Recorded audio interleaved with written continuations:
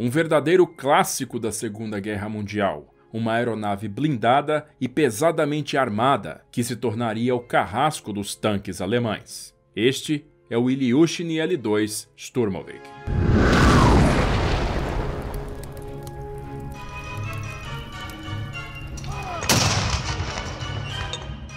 Muito bem, vocês me pedem isso há muito tempo, há anos na verdade, e finalmente chegou a hora que todo mundo queria. A sala de guerra passa a operar 2 vezes por semana. Vamos ter vídeos novos sempre aos domingos às 11 horas da manhã, mas também às quartas-feiras no mesmo horário, também às 11 horas da manhã. Então te desejo aí um bom vídeo e bora lá para nossa história. Após algumas semanas do lançamento da Operação Barbarossa, uma mortífera ameaça vinda dos céus viria a se tornar um dos maiores infortúnios para as tropas alemãs em território soviético. Com destreza e agilidade no ataque às formações inimigas, na forma de uma sucessão de disparos de canhões e metralhadoras seguidos de sua retirada imediata, o Ilyushin Il-2 Sturmovik se distinguiria como a mais notável aeronave de ataque ao solo e uma das mais efetivas usadas em combate pela União Soviética. Com a Guerra Civil Espanhola em seu auge, as autoridades da Força Aérea Soviética notaram que, diante do desempenho das aeronaves enviadas em auxílio aos republicanos, havia a necessidade de um aprimoramento quanto às fragilidades observadas em combate. Entre elas, a vulnerabilidade ao fogo inimigo em voos baixos,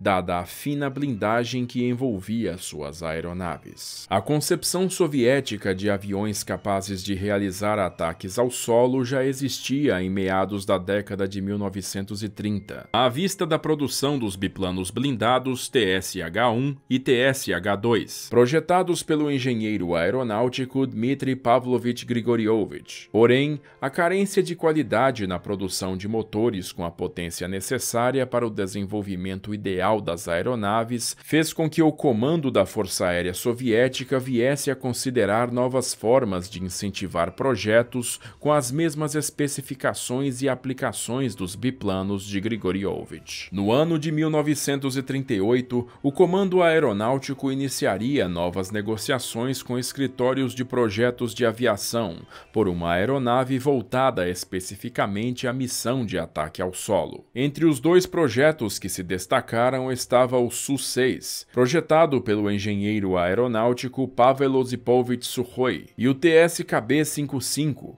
elaborado pelo ex-piloto e projetista-chefe de aeronaves da fabricante Ilyushin, Sergei Vladimirovich Ilyushin. Apesar dos testes terem comprovado a maior eficácia do modelo de Sukhoi em termos de desempenho de voo, o uso de um motor obsoleto levaria à preferência de produção para o projeto de Ilyushin. Do mesmo modo, a proximidade do projetista com as principais autoridades da União Soviética, por também ocupar o cargo de diretor do Comissariado Popular da Indústria de Aviação, faria com que Stalin confiasse a Ilyushin na promessa de construir um tanque voador que combinasse uma blindagem resistente, velocidade e poder de canhões e metralhadoras. O protótipo elaborado por Sergei Ilyushin e sua equipe se constituía em uma aeronave monomotora de asa baixa, envolta com 7 mm de blindagem que protegia o motor Mikuli na M35, tanques de combustível, radiadores e a tripulação, que era inicialmente composta por piloto e atirador de ré. Outra característica do TSKB-55 era o uso da estrutura monocoque, que substituía as vigas de suporte ao redor do avião, uma estrutura que a tornava mais leve e mais aerodinâmica. Entretanto, com o armamento incluído, o peso do TSKB-55 ficava em torno de 4.700 quilos, o que o tornava o protótipo de aeronave de ataque mais pesado daquela fase da Segunda Guerra Mundial. Em 2 de outubro de 1939, o TSKB-55 faria seu primeiro voo, pilotado por Vladimir Konstantinovich Kokkinaki, um lendário piloto da aviação civil soviética e chefe de testes do escritório de design da Ilyushin. Após o voo bem-sucedido realizado por Kokkinakis, as autoridades da Força Aérea Soviética renomeariam o TSKB-55 com sua nova designação, BSH-2, de Bronivorony Shturmovik, ou aeronave blindada de ataque terrestre. A aeronave havia se mostrado apta em todos os requisitos esperados nos termos de ataque ao solo. No entanto, questões referentes ao volumoso peso e à baixa potência do BSH-2 fariam com que o protótipo viesse a sofrer diversas alterações, que buscavam proporcionar melhor performance aerodinâmica antes que a aeronave fosse produzida em série. Entre as medidas tomadas estariam a substituição do motor Mikuli na M35, que possuía desempenho melhor em grandes altitudes com 1.350 HP, para o Mikuli na M38, desenvolvido para baixas altitudes com 1.700 HP. Outra modificação foi o estabelecimento de um único assento com remoção do artilheiro traseiro, fator que contribuiria para a redução de peso da aeronave. O novo protótipo TSKB-57, atualizado com as alterações, também contava com duas metralhadoras de 7,62 mm nas asas e dois canhões MP6 de 23 mm, desenvolvidos pelo projetista de armas Yakov Grigorievich Taubin. A aeronave tinha a capacidade de transportar 450 kg de bombas, e com as mudanças adotadas, a velocidade máxima próxima ao solo era de 423 km por hora, enquanto o alcance máximo de voo chegava a 850 km. O primeiro voo do TSKB-57 ocorreria no dia 12 de outubro de 1940, tendo o início de sua produção em massa em março de 1941, quando finalmente receberia sua nova designação Ilyushin IL-2 Shturmovik. 4 fábricas seriam responsáveis pela produção do IL-2. Contudo, quando a Alemanha invadiu a União Soviética em 22 de junho de 1941, apenas 249 unidades do IL-2 haviam sido construídas, sendo que apenas 70 se encontravam em serviço, e 20 delas estavam dispostas em distritos militares de fronteira. Com a invasão alemã, a produção do IL-2 tomaria rumos mais lentos do que já possuía, posto que suas duas principais fábricas, a Fábrica de Aviação Estatal 18 em Voronezh e a Fábrica 381 em Leningrado, entre outras próximas a Moscou e no oeste da União Soviética, deveriam transferir seus projetos para a região dos Montes Urais, no leste do país. A produção da aeronave viria a tomar importância crucial para Stalin, que, convicto da promessa de Ilyushin que o IL-2 inovaria a aviação soviética com sua especialização no ataque ao solo, cobraria de forma ríspida o demorado processo de produção de uma planta industrial nos Urais, e faria seu famoso ultimato. Vocês decepcionaram nosso país e nosso Exército Vermelho.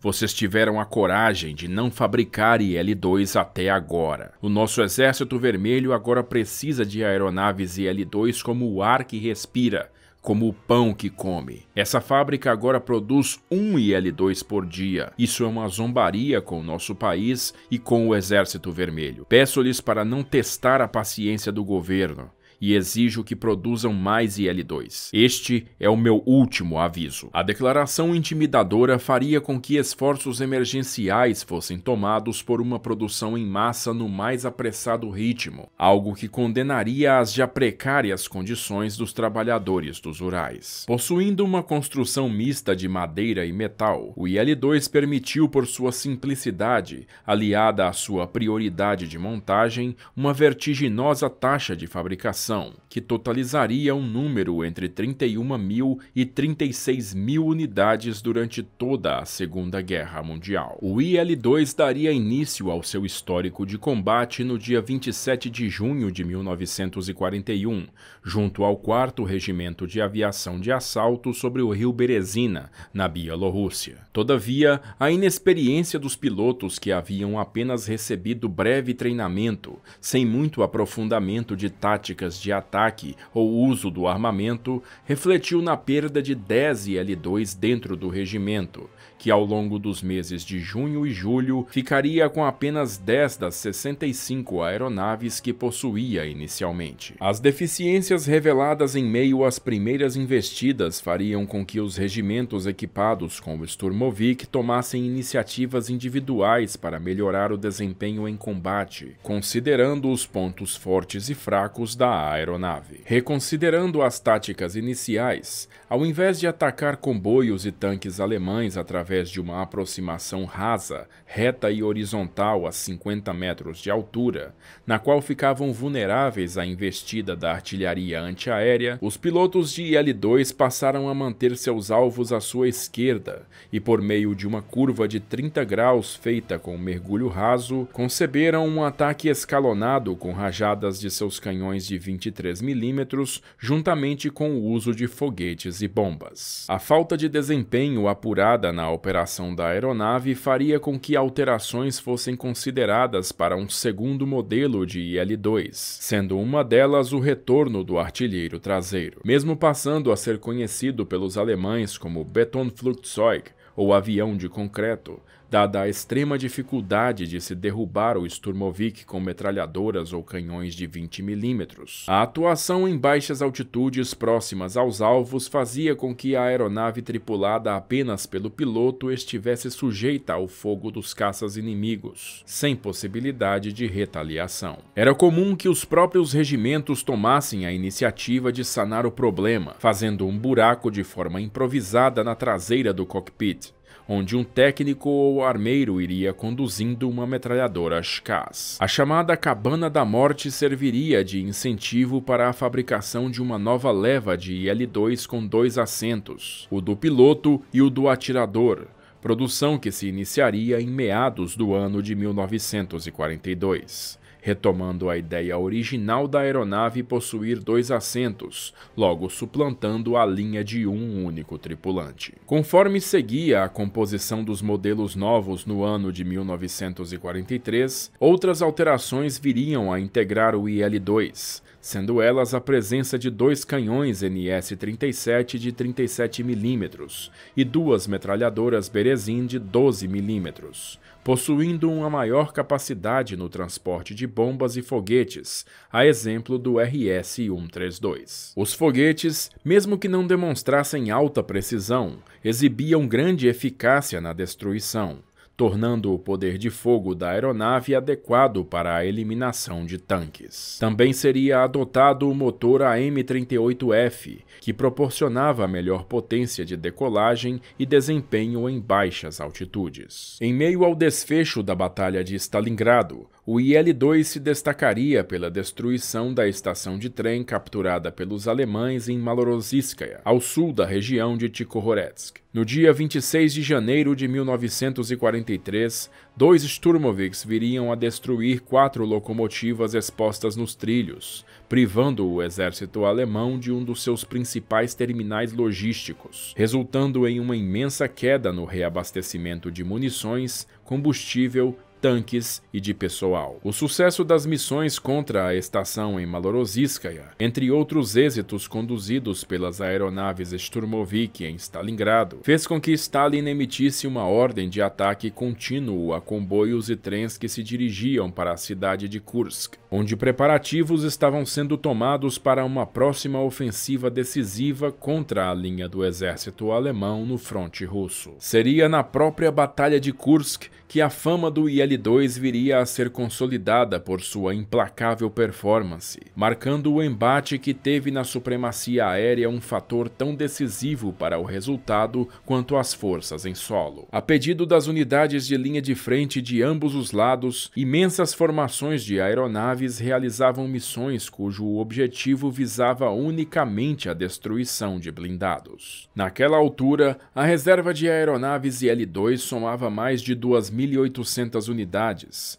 e seria no dia 7 de julho de 1943 que ocorreria um massivo ataque realizado por agrupamentos de Sturmoviks contra as divisões de tanques alemãs. A 9ª Divisão Panzer perderia 70 tanques, destruídos em 20 minutos pilotos por grupos de IL-2 comandados pelo general Vassily Georgievich Ryazanov. Em Kursk, o Círculo da Morte seria desenvolvido como uma das táticas mais utilizadas pelos IL-2. Consistia de um grupo de 8 Sturmoviks, que mergulhavam até poucos metros do solo atacando um alvo selecionado, e com o impulso obtido no mergulho, as aeronaves davam início a uma formação de círculo, e por meio do mesmo ângulo, continuavam o ataque incessantemente com voltas em formato de S ao redor dos comboios alemães. O tenente sênior e piloto de Ilyushin IL-2, Alexander Yefimov, escreveu sobre a tática. Geralmente tentávamos atacar por trás,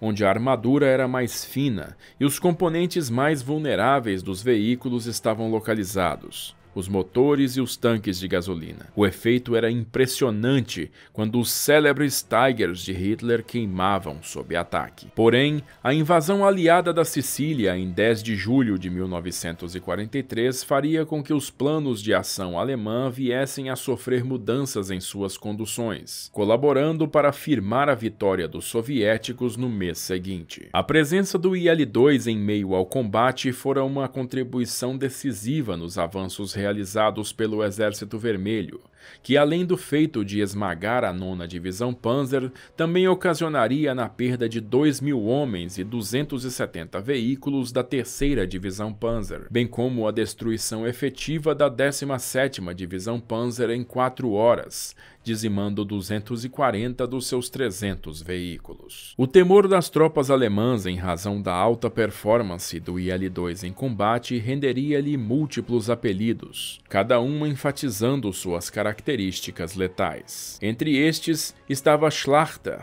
ou açougueiro, pela carnificina gerada pelos ataques, e Schwarzer Tod, ou morte negra, dada a destruição causada pela sequência de ataques feitos pelo Sturmovik. Já as unidades da Luftwaffe o conheciam como tanque voador, devido à sua espessa blindagem que dificultava a penetração de projéteis. Com a escassez na fabricação de caças nos anos de 1941 e 1942, Sturmoviks acabariam também sendo usados nessa função, feito que inclusive sustentaria parte do seu legado como interceptador em combates aéreos. O amadurecimento das táticas soviéticas de combate aéreo, somadas ao ganho de experiência dos pilotos, faria com que, mesmo com uma estrutura inferior, o IL-2 obtivesse certa prosperidade em conflitos que envolviam caças Messerschmitt Bf-109 e Focke-Wulf Fw-190. Sua capacidade de atacar em conjunto faria com que unidades alemãs compostas de aeronaves Henschel HS-126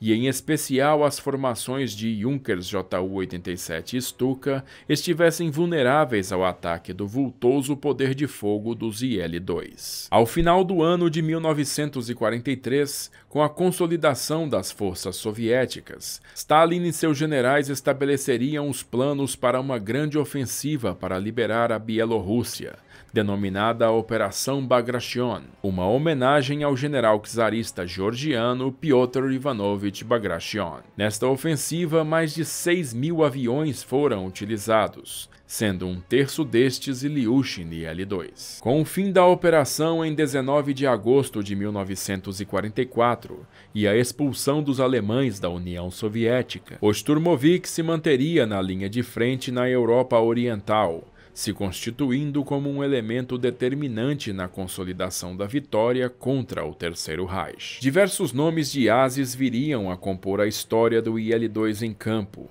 entre eles os dos tenentes Anna Alexandrovna Yegorova, com o recorde de 277 missões voadas e condecorada com a Estrela Dourada de Heroína da União Soviética, bem como Ivan Grigorievich Drachenko, que se tornaria o único aviador a ser condecorado com o título de Herói da União Soviética, juntamente com a Ordem da Glória de primeira classe. Se destacando por sua resistência e ferocidade, a trajetória do IL-2 Sturmovik seria marcada pelo constante desenvolvimento de sua mecânica, táticas e aprimoramento de seus pilotos em sua condução durante o combate. Ilyusha, A forma carinhosa com que os soviéticos apelidaram a aeronave viria a compor um símbolo da vitória nos céus, que, nas palavras de Valentino Zov, do 109º Regimento de Aviação de Assalto da Guarda, era a única aeronave que combinou com sucesso poder de fogo, manobrabilidade decente e proteção blindada. De um ponto de vista de engenharia, a aeronave foi construída através de talento real e pura genialidade. Não seria apenas seu alto número de unidades produzidas que viria a tornar o IL-2 Sturmovik um ícone, mas seu uso durante a guerra que muito contribuiu para a defesa do território soviético contra o avanço alemão, e sua efetividade como uma das mais mortíferas aeronaves produzidas na história da União Soviética. Gostou da história aí? Então corre lá na nossa loja e garanta já sua caneca e camiseta do Ilyushin IL-2 Sturmovik. O link tá aqui na descrição. Se você gosta do nosso trabalho e quer colaborar com o canal, pode fazer isso mandando um pix pra gente ou então colaborando lá no Apoia-se, porque dessa maneira você entra pro nosso grupo VIP do WhatsApp e discute as próximas pautas comigo. Eu já vou agradecendo a todo mundo que tá ajudando, mas em especial a esses camaradas aqui que são de primeira. E se você ficou curioso e quer comprar os livros que eu uso para fazer esses vídeos, vou deixando o link deles bem aqui embaixo. Por enquanto, assiste esses vídeos que eu selecionei para você, se inscreve aí no canal e badala o sininho para não perder as notificações quando eu postar mais vídeos. Eu vou ficando por aqui, agradeço novamente a sua audiência e aquele abraço da Sala de Guerra.